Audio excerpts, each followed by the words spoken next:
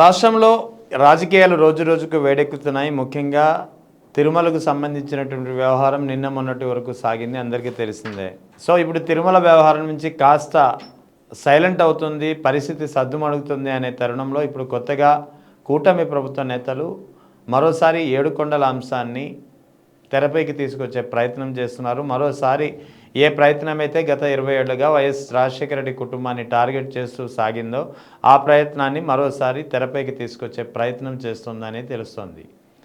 So ఈ నేపథ్యంలో మనతో మాట్లాడేందుకు వైఎస్ఆర్ కాంగ్రెస్ పార్టీ నేత నాగమల్లేశ్వరి గారు ఉన్నారు.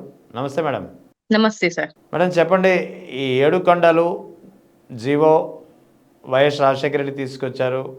ఆ తర్వాత ఆ జీవోని రద్దు చేస్తానని చెప్పి గతంలో చంద్రబాబు నాయుడు కూడా ఒక క్రైస్తవ మిషనరీ మహాసభలో ప్రకటించిన పరిస్థితి. కానీ ఇంత బహిరంగంగా ఎవిడెంట్ డాక్యుమెంట్స్ ఉన్నా సరే తిరిగి వైఎస్ రాజశేఖర రెడ్డిపై కానీ వైఎస్ జగన్పై కానీ దుష్ప్రచారం చేసే ప్రయత్నం ఇంకా చేస్తూనే ఉన్నారు. దీన్ని ఎలా అర్థం చేసుకోవాలి? సార్ ఎలా ఏముంది, ఇవాళ రాష్ట్రంలో ఉన్నటువంటి ప్రజలందరికీ క్లారిటీ వచ్చింది. ఇప్పటి నుంచే కాదు, ఆయన చంద్రబాబు నాయుడు గారు రాజకీయం చేసే మొదటి రోజుల నుంచి ఇప్పటి వరకు కూడా గమనిస్తే అన్ని అబద్ధాలే.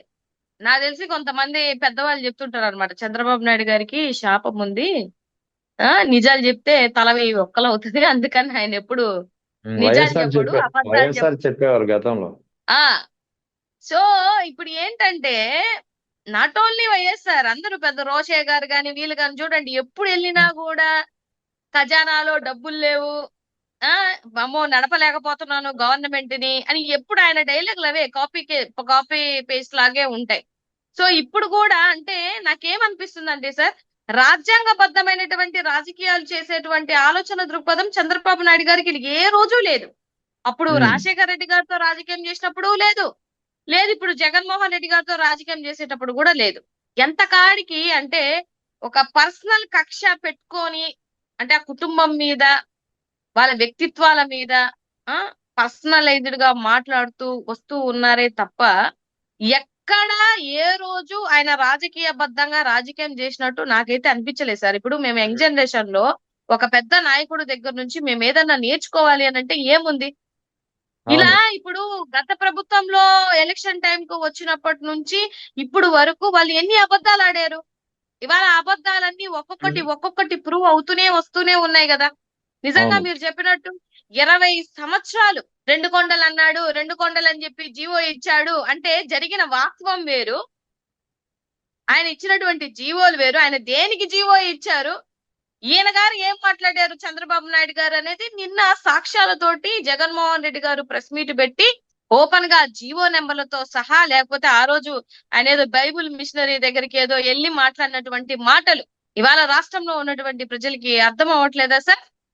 ఎవరు దేవుడితోటి ఆటలాడారు, ఎవరు ఏడుకొండల స్వామి తోటి వాళ్ళ రాజకీయ లబ్ధుల కోసం వాడుకున్నారు. నేను జీవోలు తీసేస్తాను అన్నారు కదా, ఇప్పుడు ఆ జీవో నెంబరు 746, 747 ఎవరిచ్చారు ఆ జీవోలు? రాజశేఖర రెడ్డి గారే కదా జీవోలు ఇచ్చింది. ఆ జీవోలు నేను తీసేస్తాను అని ఆ సభలో మాట్లాడినటువంటి వ్యక్తి ఎవరు సార్? చంద్రబాబు నాయుడు గారే కదా. మరి 2 కొండల టాపిక్ ఎలాగొచ్చింది? 2 కొండలే అని చెప్పేసి జీవో ఇచ్చానన్న మాట ఏమీ తెలియకుండా పక్కనే కూర్చొని పవన్ కళ్యాణ్ గారు మొన్న మాట్లాడారు కదా.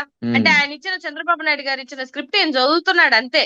అసలు ఆ జీవో ఏంటిది, జీవో ఎప్పుడు ఇచ్చారు, అసలు నిజంగా రాజశేఖర రెడ్డి గారి హయాంలో జరిగిందా జరగలేదా, ఇవన్నీ గమనించుకోకుండా ఏదో అబద్ధం ఆడేసాము, గుడ్డ కాల్సి ముఖం మీద వేసేసాము అనుకునే ప్రాసెస్ లోనే వీళ్ళు రాజకీయం చేస్తున్నారు తప్ప ఇప్పటికి కూడా ఏంటంటే, ఇప్పుడు వాళ్ళ ఫైనల్ టార్గెట్ ఏంటంటే, జగన్మోహన్ రెడ్డి అనేటువంటి వ్యక్తి క్రిస్టియన్ కాబట్టి మత కలహాలు, హిందువుల మనోభావాలను ఆయన దెబ్బతీస్తున్నారు కాబట్టి ఇంకా 3.5 సంవత్సరాలు ఉన్నప్పటికీ కూడా హిందువులందరూ ఆయనకి చెడ్డ చేసేసి ఆయనకు ఓట్ లేకుండా ఉండాలి అనేది వీళ్ళ ఆలోచన దృక్పథం. దానికోసం పెద్ద ఎత్తుగడ వేసి వెంకటేశ్వర స్వామి మీద, ఆయనకున్నటువంటి పవిత్రమైనటువంటి లడ్డూ మీద వీళ్ళు వేసినటువంటి నిందలు ఇవన్నీ రాజకీయ కుట్రలే. ఏది వీళ్ళకేదో హిందువుల మీద తెగ ప్రేమ వచ్చేసి ఎక్కడ లేని ప్రేమ వచ్చినట్టు చూస్తే వచ్చి ఇప్పటికీ వైరల్ అవుతున్నాయి.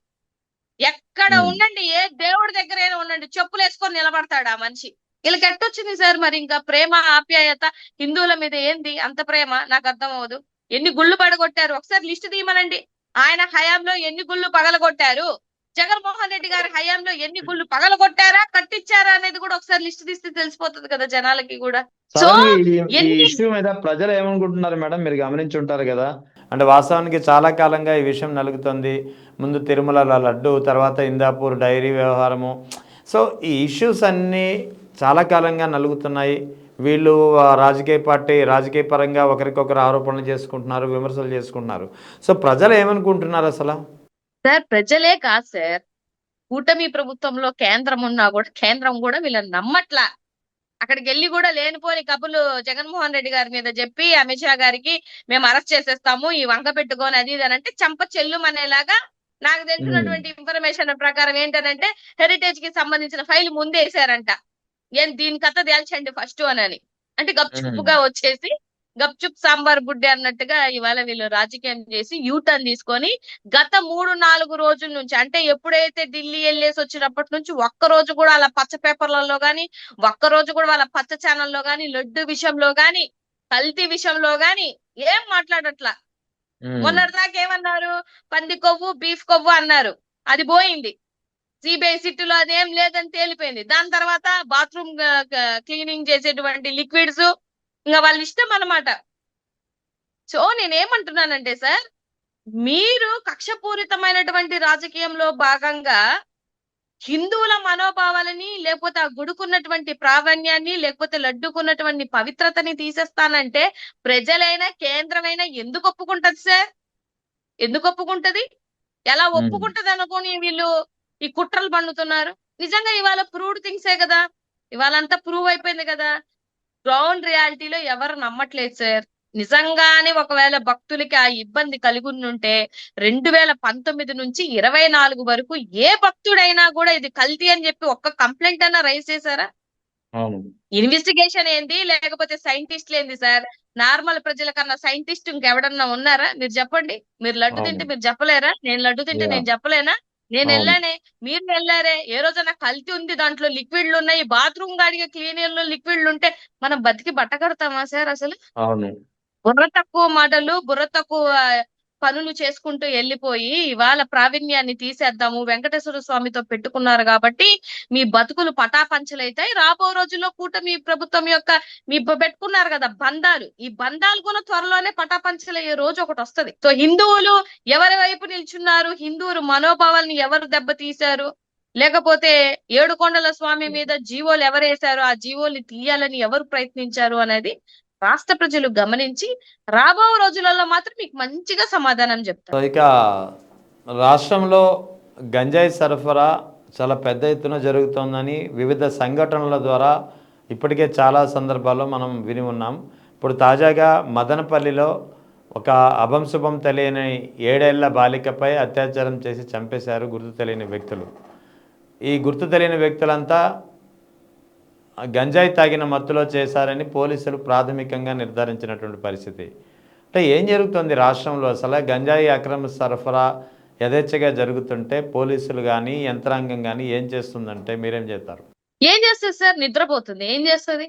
ఏమన్నా చేసింది ఏమన్నా ఉందా? ఒకటి చెప్పమనండి వీళ్ళని. మొన్న అసెంబ్లీలో హోంమంత్రి అనిత గారు ఏమంటున్నారు, అసలు గాంజాయే లేదు నిర్మూలించాము అని అంది కదా. ఆవిడ అన్న 4వ రోజు 1 వీక్ మరి మదనపల్లిలో జరిగినటువంటి సంఘటన ఏంది సార్? దీనికి ఏం చెప్తారు? ఆవిడ సమాధానం చెప్పాల్సింది ఆవిడే కదా. ఆ శాఖకి సంబంధించినటువంటి మంత్రి ఆవిడే కదా. ఆవిడ అట్లాంటి విషయాల కోసం వచ్చి ప్రెస్ మీట్లు పెట్టదు. జగన్మోహన్ రెడ్డి గారిని తిట్టడానికి. నాకు తెలియక అడుగుతున్నాను, నిన్నేదో మాట్లాడుతుంది హెరిటేజ్ కోసం. నువ్వు హెరిటేజ్ కి సంబంధించిన హోంమంత్రివా? ఈ రాష్ట్రానికి హోంమంత్రివా? హెరిటేజ్ కి సంబంధించిన సంస్థలో ఉన్నటువంటి డైరెక్టర్ లో చైర్మన్ లో వాళ్ళు వచ్చి మాట్లాడుకుంటారు కదా. నీకెందుకు అంత బాధ? నీకెందుకమ్మా అంత బాధ? కంపెనీకి సంబంధించినటువంటి ఇష్యూ కంపెనీ వాళ్ళు మాట్లాడుకుంటారు, లేదా మహా అయితే చంద్రబాబు నాయుడు కుటుంబ వ్యక్తులు మాట్లాడుకోవచ్చు. అంతే కదా. వాళ్ళ మీద నీదా ఏమన్నా హెరిటేజ్ లో నీకేమన్నా షేర్ ఉందా? నువ్వేమన్నా బోర్డు డైరెక్టర్ వా, లేకపోతే నువ్వేమన్నా చైర్మన్ వా? నీకెందుకు అంత బాధ? నువ్వు వచ్చి ప్రెస్ మీట్లు పెడుతున్నావేంటి? మళ్ళీ నువ్వు ఎవడివి అని జగన్మోహన్ రెడ్డి గారిని అడుగుతున్నావు? నోరు అదుపులో పెట్టుకొని మాట్లాడాలి సార్. ఆవిడ ఎంత మాత్రం హోంమంత్రి అని అనిత గారు నువ్వు ఎంత హోంమంత్రివైనా ఒక ఎక్స్ సీఎం ని ఏం మాట్లాడుతున్నావో కూడా తెలియకుండా మాట్లాడితే ఎట్లా? నీకు అంత ప్రేమ ఉంటే హెరిటేజ్ మీద నువ్వు అందులో నాకు భాగం ఉందని ఒప్పుకో, లైవ్ లో ఒప్పుకో. నువ్వు ఏ రోజు ఆడబిడ్డకు అన్యాయం జరిగినా, ఒక ఆడబిడ్డకి రేప్ జరిగినా, నిన్న మదనపల్లి విషయంలో కూడా సింపుల్ గా ఒక సెకండ్ లో తేల్చేసావు నువ్వు. ఈ రోజు ఏమో హెరిటేజ్ కి ఏదో కష్టం వచ్చిందని ఎచ్చు కూర్చుకొని గంటలు గంటలు పెడుతున్నావేంటి ప్రెస్ మీట్లు? ఇంకా హోంమంత్రి శాఖ కన్నా ఏమన్నా పెద్ద శాఖ ఏమన్నా ఇస్తానన్నాడా ఏంటి లోకేష్ బాబు గారు? నువ్వు నిజంగానే నీకు ఇచ్చిన పదవిలో పారదర్శకత ఉంటే, నువ్వు నిజంగా ఆడబిడ్డల వైపు ఉంటే, ఇవాళ నువ్వే అసెంబ్లీ సాక్షిగా 16,800 అగత్యాలు జరిగాయని 10 నెలల క్రితం చెప్పావు. ఇప్పుడు 20 నెలలు దగ్గరగా 20,000 దాటిపోయాయి. అంటే గంటకి 4 ఆడబిడ్డల మీద అగత్యాలు జరుగుతుంటే ఏం నిద్రపోతున్నావా? ఎక్కడ నిద్రపోతున్నావు నువ్వు? ఇవాళ నువ్వు వచ్చి నీతి మాటలు, నీతి సూక్తులు చెప్తుంటే ఎవడు వింటారు సార్? ఎవడు వింటారు? ఇది రాష్ట్రంలో ఉన్నటువంటి ప్రజలకి తెలియట్లే. అరే చిన్న బిడ్డల మీద, మైనర్ బాలికల మీద నీ టీడీపీ వాళ్ళే 14 మంది ఉన్మాదుల్లాగా ఒక చిన్న మైనర్ బాలికని 14 సార్లు మార్చి ఆ బిడ్డను రేప్ చేస్తే అతి లేదు గతి లేదు, నువ్వు వచ్చి నీతి సూక్తులు చెప్తా అంటే ఎవడు వింటాడు సార్? ఎవడు వింటారు? ఇవాళ ఆంధ్ర రాష్ట్రము ఎవడో చదువు లేనివాడో, గంజాయి తాగుతున్న వాళ్ళ వల్ల అవ్వట్లా. మీ ఇక్కడున్న కూటమి ప్రభుత్వం, ఎమ్మెల్యేలు, ఎంపీలు వీళ్ళ వాళ్ళ కూడా నాశనం అయిపోయి భక్షించుకొని తింటున్నారు ఆడబిడ్డల్ని. మీరొచ్చి మాకొచ్చి నీతులు చెప్పి నువ్వెవడివి అని నువ్వు అతిక ప్రసంగం మాటలు మాట్లాడితే అతి ఎప్పటికైనా హానికరమే. మంత్రి అనిత గారు, కాస్త మా నాయకుడు కోసం మాట్లాడేటప్పుడు మాత్రం అసలు నోరు దగ్గర, ఒళ్ళు దగ్గర పెట్టుకొని మాట్లాడితే మేము కూడా యాక్సెప్ట్ చేస్తాం. సో ఇక ఇదే హెరిటేజ్ ఇష్యూపై శాసన మండలిలో మంత్రి అచ్చెన్నాయుడు చాలా ఫ్రస్ట్రేషన్కి లోనయ్యి చాలా తీవ్రంగా వ్యాఖ్యలు చేశారు. ఇక రాష్ట్రంలో వేరే సమస్యల గురించి ప్రస్తావించకుండా హెరిటేజ్ సమస్య, హెరిటేజ్ ప్రతిష్టకు భంగం కలుగుతోంది, హెరిటేజ్ సమస్యను ఎందుకు ప్రస్తావిస్తున్నారంటూ ఆయన ఫ్రస్ట్రేషన్కి లోనైపోయిన పరిస్థితి. ఎందుకు వస్తుంది సార్ ఆయనకి ఫ్రస్ట్రేషన్? నాకు తెలియక అడుగుతున్నాను. సరే, మీకు హెరిటేజ్ కి, ఇందాపూర్ కి ఏం సంబంధం లేదు. చర్చకి రండి. చర్చకి ఎందుకు వద్దంటున్నారు? ఎందుకు భయపడిపోతున్నారు? ఇది అసలు దీనికి సంబంధం లేనటువంటి టాపిక్ అంటున్నారు. ఎన్ని సంబంధం లేని టాపిక్లు మాట్లాడుతున్నారు మీరు అసెంబ్లీలో కూర్చొని? భజన చేస్తున్నారు, చెక్క భజన. ఈయన బాగుంది, ఈయన పిల్లోడు బాగున్నాడు, ఆయన బాగున్నాడు, ఈయన బాగున్నాడు అని చెప్పేసి భజనలు చేసుకోవడానికే సరిపోతుంది తప్పితే మీరేం చేశారని చెప్పేసి ఎందుకు మీకు అంత ఉలికిపాట ఎందుకు? అచ్చెన్నాయుడు గారిని అడుగుతున్నాను, అంత ఉలికిపాట ఎందుకు? ఇవాళ ఉగ్రరూపం దాల్చినట్టు దాల్చేసి అసెంబ్లీలో పెద్ద గర్చేస్తున్నావే, మరి గిట్టుబాటు ధర లేని రోజు, రైతులు ఇబ్బంది పడ్డ రోజు నీకు ఆవేశం కనిపించలేదే? నాకు ఎక్కడ గిట్టుబాటు ధర ఇవ్వలేనప్పుడు నీ బాధ ఎక్కడ నాకు కనిపించలేదే? ఎప్పుడు జగన్మోహన్ రెడ్డి గారు బయటికి వచ్చేసి దొన్నపోతలా మీరు నిద్రపోతుంటే నీళ్లు జల్లి మిమ్మల్ని లేపి ప్రజలకు అండగా నిల్చున్న తర్వాతే కదా మీరు సెంట్రల్ మినిస్టర్లకి లెటర్లు రాశారు. ఏం హెరిటేజ్ వచ్చేసరికి అంత బాధ వచ్చేస్తుంది అంటే రాష్ట్ర ప్రజల యొక్క బాగోగుల కన్నా మీకు హెరిటేజ్ యొక్క బాగోగులు అంత అవసరమా? మరి కేరళ ప్రభుత్వం మిమ్మల్ని బ్యాన్ చేసింది, ఎందుకు బ్యాన్ చేసిందో పోయి అడపోయి ప్రశ్నించిపో. కేరళ ప్రభుత్వాన్ని వెళ్ళి ప్రశ్నించమనండి. వెళ్ళి ఒడిశాలో మొత్తం సీల్ చేసేసారు కదా, అక్కడ ఫేక్ సంబంధించినటువంటి డేట్ అయిపోయినటువంటి కల్తీ ఉన్నటువంటి హెరిటేజ్ పాలు పంచారు అని చెప్పి ఒక ఆడబిడ్డ సెల్ఫీ వీడియో ఇచ్చింది. ఆమె బిడ్డ హాస్పిటలైజ్డ్ అయిపోయిన తర్వాత ఏమంటే ఫుడ్ పాయిజన్ అయ్యి పాలు దాపడం మూలాన ఇలా అయిందని చెప్పేసి ఆవిడ ఒక సెల్ఫీ వీడియో ఇచ్చింది. ఎప్పుడు 6 నెలల క్రితం. అప్పుడు ఫుడ్ సేఫ్టీకి సంబంధించినటువంటి ఆఫీసర్స్ అక్కడికి వెళ్ళి మొత్తం చూస్తే అంతా కల్తీ. ఆ లైవ్ లోనే మొత్తం అంతా తీసేసి చించేసి ప్యాకెట్లు బ్యాన్ చేసి వెళ్ళిపోయారు వాళ్ళు. అక్కడికి ప్రశ్నించమనండి అచ్చెన్నాయుడు గారిని. తమిళనాడులో ఎందుకు బ్యాన్ చేసింది అక్కడికి వెళ్ళి ప్రశ్నించమనండి. మీరు ఎందుకు మన వాళ్ళకి కట్టారు? దేనికి కట్టారండి వాళ్ళు? అలాగే అడగమనండి, వెళ్ళి ఎందుకు కట్టారో అడగమనండి. అదే ఇప్పుడు నేను కూడా అదే అడుగుతున్నాను. ఇక్కడ హెరిటేజ్ ని ఏ రాష్ట్రంలో బ్యాన్ చేశారు మనకు అనవసరం. అది హెరిటేజ్ కంపెనీ చూసుకునే, ఆ హెరిటేజ్ కంపెనీ యొక్క అంతర్గత వ్యవహారం నిజాలు ఏమున్నాయో ఆ కంపెనీలు కానీ ఆ కమిటీలు కానీ తెలుస్తాయి. కానీ ఇక్కడ ప్రభుత్వంలో ఉన్నటువంటి ఒక మంత్రికి హెరిటేజ్ సమస్య ఎందుకు ప్రస్తావించాల్సి వచ్చింది? అదే చెప్తున్నాను సార్. వీళ్ళు నిజంగా హెరిటేజ్ కోసం బాధపడుతున్నటువంటి బాధలో ఒక 10% అన్న ఇవాళ రాష్ట్రంలో ఉన్నటువంటి ఆడబిడ్డల కోసం గాని, రైతుల కోసం గాని, యువత కోసం గాని, సంక్షేమం కోసం గాని పడుండుంటే నేను చాలా సంతోషించేదాన్ని. ఉమ్, చాలా సంతోషించేదాన్ని. కానీ మీ షేర్ వాల్యూ పడిపోతుంటే, మీ క్రెడిబిలిటీ, హెరిటేజ్ క్రెడిబిలిటీ పడిపోతుంటే బాధపడుతున్నటువంటి మీరు, తిరుపతిలో ఉన్నటువంటి వెంకటేశ్వర స్వామి యొక్క క్రెడిబిలిటీ పడిపోతున్నప్పుడు గాని, ఆ లడ్డుకి ఇచ్చినటువంటి ప్రావీణ్యంలో ఆ క్రెడిబిలిటీ పడిపోతున్నప్పుడు గాని, ఆ ఆతృత లేకపోతే ఆ ఎగ్జైట్మెంట్, ఆ గాంభీరంగా ఇంత మొహం ఇంత చేసుకొని మాట్లాడేస్తున్నారు కదా, మరి ఎక్కడ కనిపించలేదే నాకు.